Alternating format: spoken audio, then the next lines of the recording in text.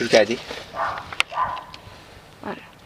Okay, I'm going to start to burn one side of this forest, and you can see that this fire is going to spread quickly toward the left side of this forest because we have vertical fuel.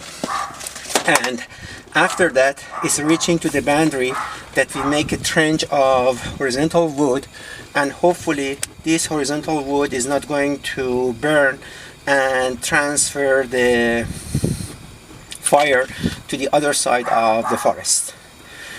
Keep in mind that this distance is extremely important.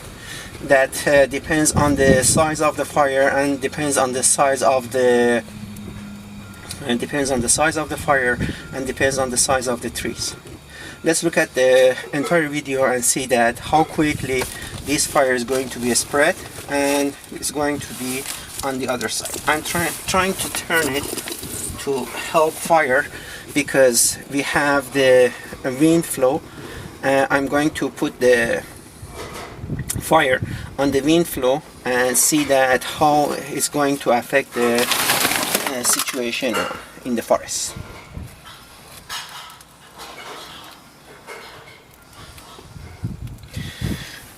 You can see that how quickly this vertical tree is burning, and because there are a perfect fuel. Changing the situation, the location.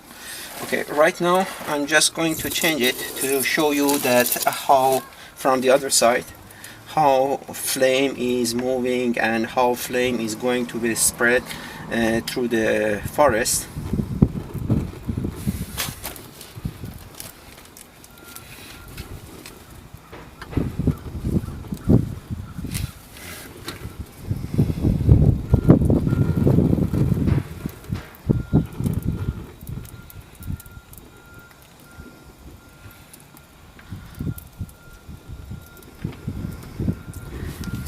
Sometimes you can see that there are some gases that it's flowing and spreading horizontally.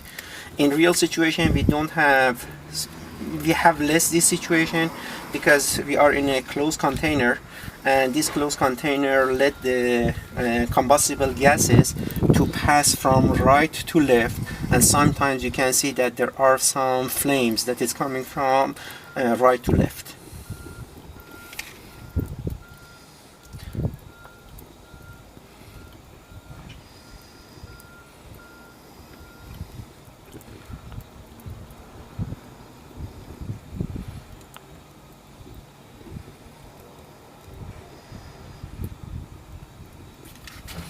Okay, right side of this forest is almost burned out and there is no fuel, and fuel should burn the remaining woods that they are horizontal, and you can see that definitely they are not spreading as fast as we saw in the vertical situation. And because the flame, the size of the flame and the height of the flame is much lower than vertical trees, then controlling all those fires that are horizontal should be much easier for the firefighters.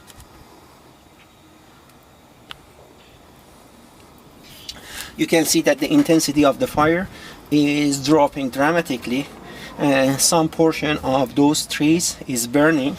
However, the intensity is not comparable at all with the previous situation that we had.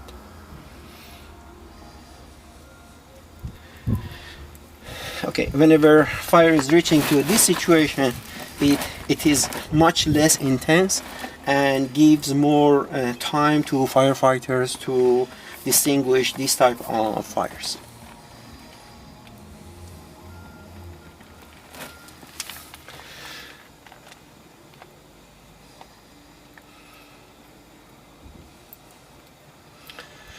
Please keep in mind that I use just dry wood.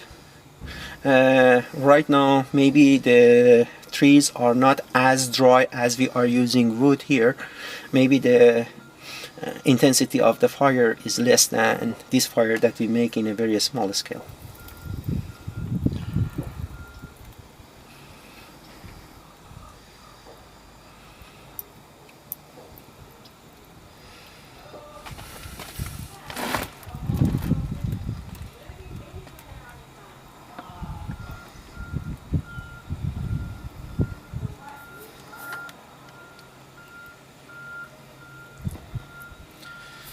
If we are lucky enough that the size of fire is not very big, you can see that lack of oxygen, because it needs oxygen to come to the ground, and this chimney effect, maybe it's preventing the oxygen to come for this situation to come to the ground and make a perfect situation for the woods. However, you can see that whenever wind is coming and it brings more oxygen, there is a possibility that all those small burning wood is again getting fire and spreading fire. However, the most important factor here is speed of spreading.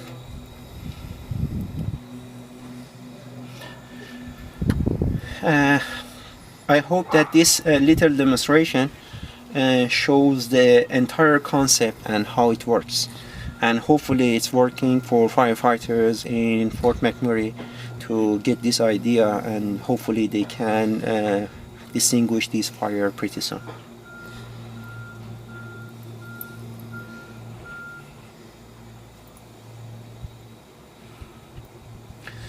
For our situation, there is no fire anymore, but in reality maybe there are some small fires that it's easier for firefighter to distinguish and remove it from woods.